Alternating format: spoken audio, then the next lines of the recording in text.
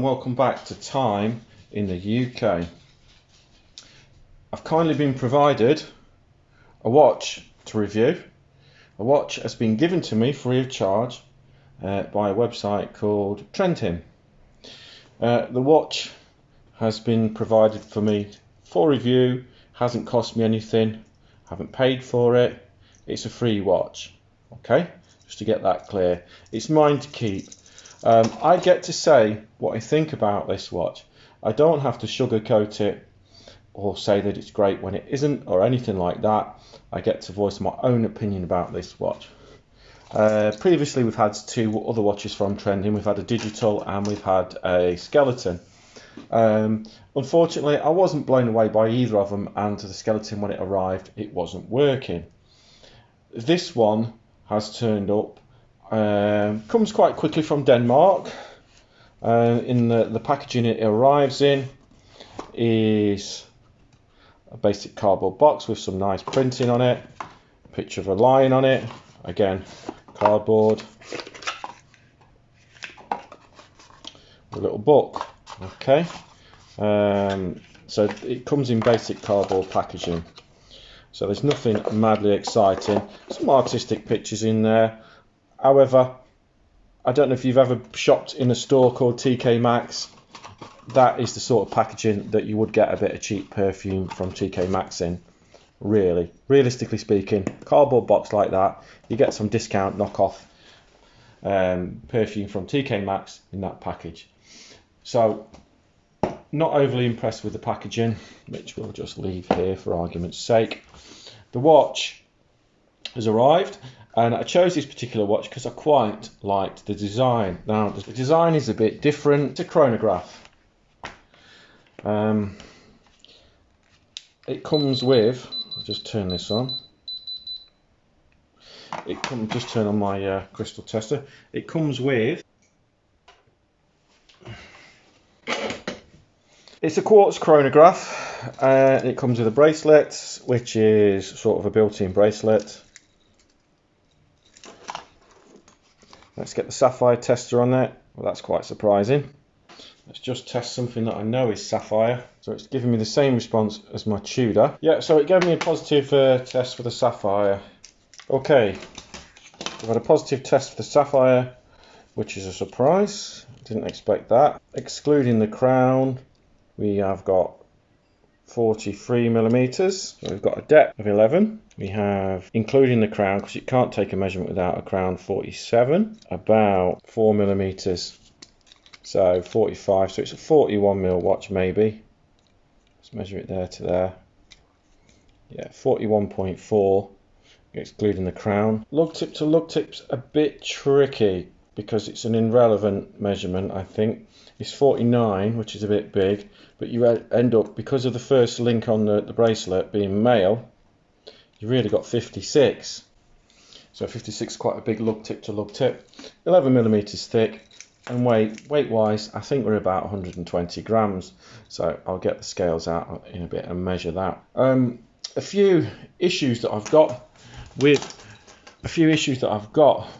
this particular watch is we've got a few alignment issues. But before I get into the negatives, let's speak about the positives first.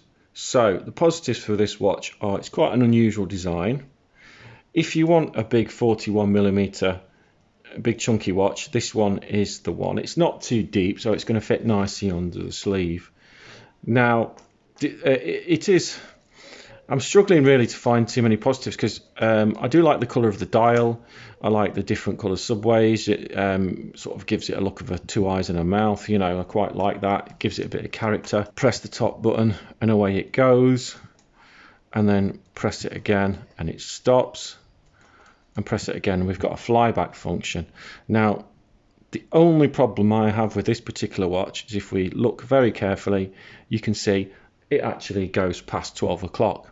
The second hand, the tachometer hand, is not lined up correctly, which is a bit of a annoyance. The sub dial as well is a bit out to the same degree, so it must have had just a second or two on the clock when someone put their hands on it.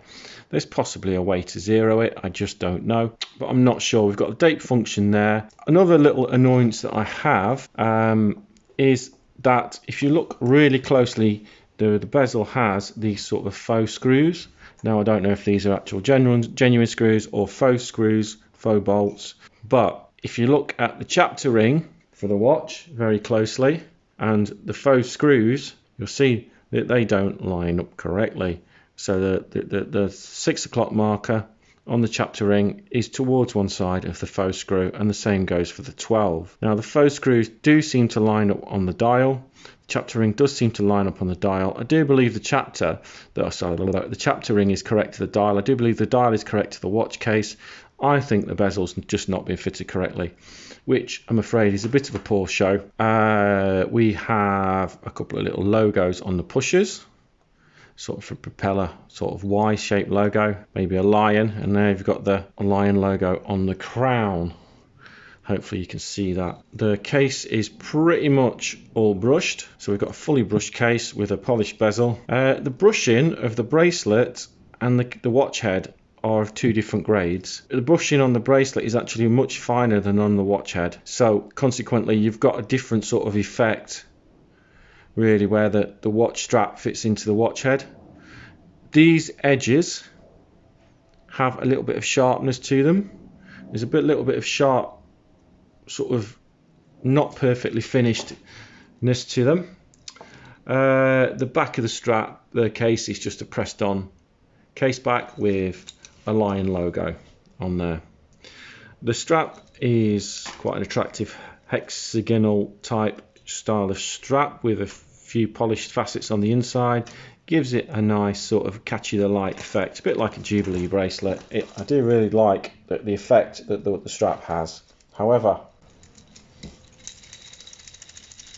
I don't like this particular strap. Far too rattly, and the clasp, while performing a function of being a clasp, and you know, that's all. It's functionally a clasp. There's no effort of making this a nice looking clasp. There's no designer treats or tricks to this at all. It's a stainless steel on it. It's pressed clasp. Does it? 2 buttons. Press 1, it doesn't open. Press 2, it opens. Yeah, so it's got a little safety function in there, but that's it. So pretty basic bracelet, pretty basic clasp, very basic clasp. Quality wise, I rate the bracelet to be of similar quality to this bracelet for this watch, which is by a brand called Skimmy. This watch, just to put in your mind, is also push pinned. This one is push pinned as well. This watch I think cost me less than 30 US, and it's got pins coming out, look at that. 30 US. This one allegedly is £179, which is nearly 200 US dollars from Denmark. So I'll let you draw your own conclusions as to whether this particular watch is worth the money that the website is asking for it. Personally, I know what my view is on that. The strap as well, if you are wearing it, which I haven't actually been able to wear this because I can't size the blinking thing. The push pins are so tight, I've not been able to shift them. I've had to order a metal push pin removal because this machine crunched through my plastic one. So that's a job for another day, is to resize this. Or, to be fair though, I don't think I'll actually bother resizing it because I can't ever see myself wearing it.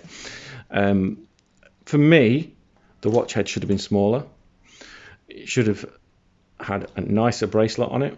I quite like the design of the bracelet, don't get me wrong. If they just sort of work a little bit on making it fit nicer, you know, whether that could be a female link perhaps, because that's like an independent link there. So inherently you've got a bit of rattling going on.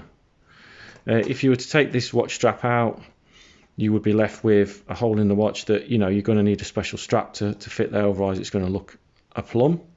Because the lug to lug on this particular one is something like 20mm. Yeah, 20. So it probably is a 20mm lug to lug. So on a NATO strap or something, you could get away with that.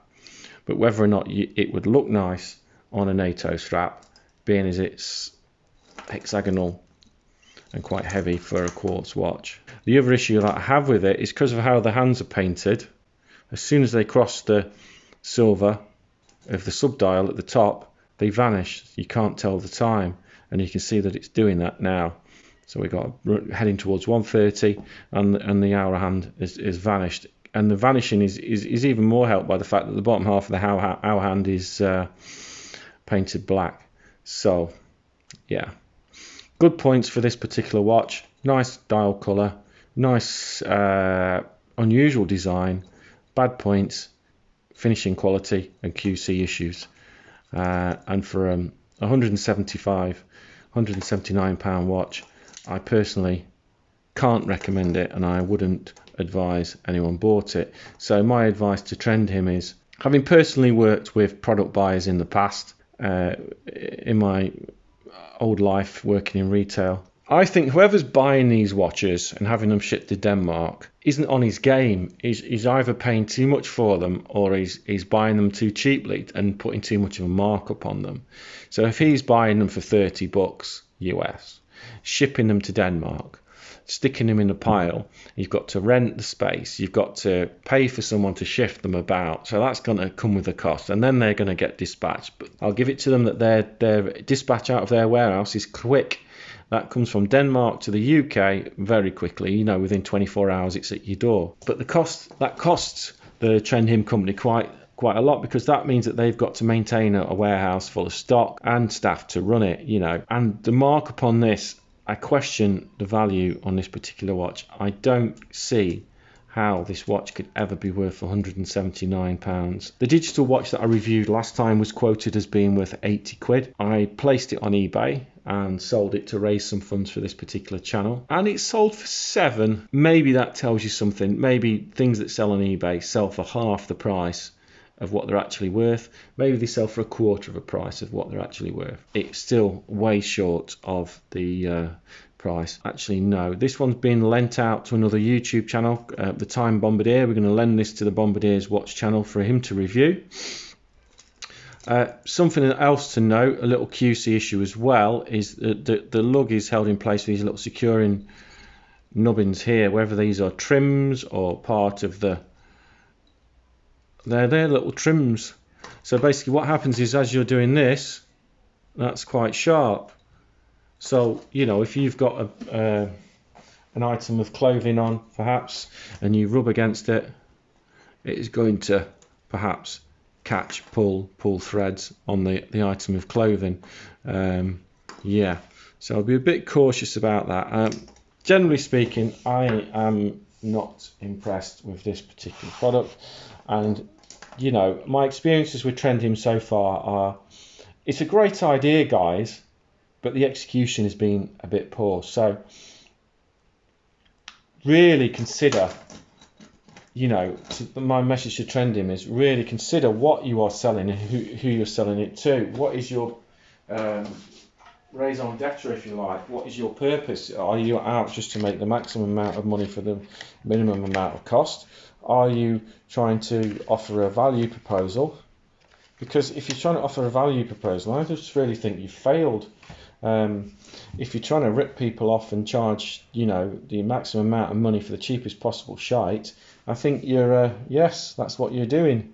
So these criticisms are not intended as some kind of bullet to the head over the balcony or anything like that. They're just to help you really get ahead in life, because I think if you pitch your products correctly, you know, you're going to do well. But I just don't think that you're supplying quality products to the customer.